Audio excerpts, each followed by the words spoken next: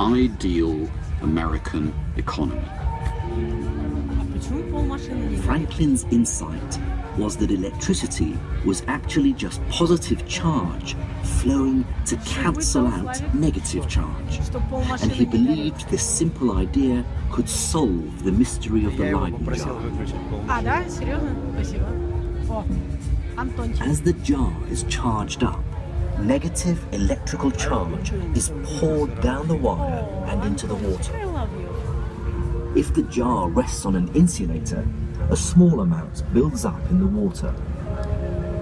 Анечка, да, интервью с Анечкой. But if instead the jar is held by someone as it's being charged, positive electric charge is sucked up through their body from the ground to the outside of the jar, trying to cancel out the negative charge inside. В общем, интервью с Анечкой. Давай. But the positive and negative charges are stopped from cancelling out by the glass, which acts as an insulator. So instead, the charge just grows and grows on both sides of the glass. Jeffrey.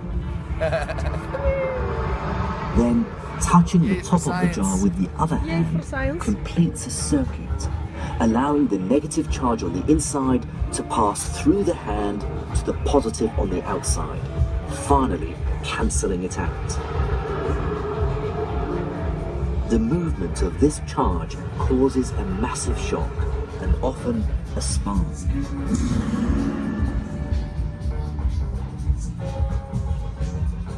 The modern equivalent of the Leyden jar is this, the capacitor, and it's one of the most ubiquitous of electronic components. It's found everywhere. There are a number of smaller ones scattered around on this circuit board from a computer. They help smooth out electrical surges, protecting sensitive components, even in the most modern electric circuit.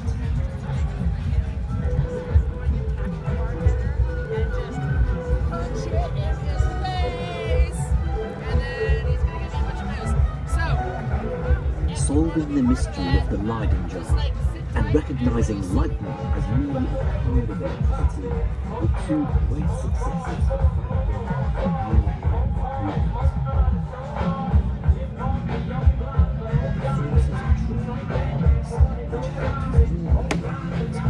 we're about to throw up a new and even more perplexing electrical mystery, a completely new kind of electricity. This is the English Channel. In the 18th centuries, a good fraction of the world's wealth flowed up this stretch of water from all corners of the British Empire and beyond, on its way to London. Spices from India, sugar from the Caribbean, wheat from America, tea from China. But of course, it wasn't just commerce. New plant and animal specimens from all over the world came flooding into London, including one that particularly fascinated the electricians. Called the torpedo fish, it'd been the stuff of fishermen's tales. Its sting, it was said, was capable of knocking a grown man down. But as the electricians started to investigate the sting, they realised it felt strangely similar to a shock from a Leyden jar. Could its sting actually be an electric shock? At first, many people dismissed the torpedo fish's shock as a cold. Some said it was probably just a fish fighting. Others that it couldn't be a shock because without a spark, it just wasn't electricity. But for most, this was a very strange and inexplicable new mystery. And it would take one of the oddest, yet most brilliant characters in British science to begin to unlock the secrets of the torpedo fish.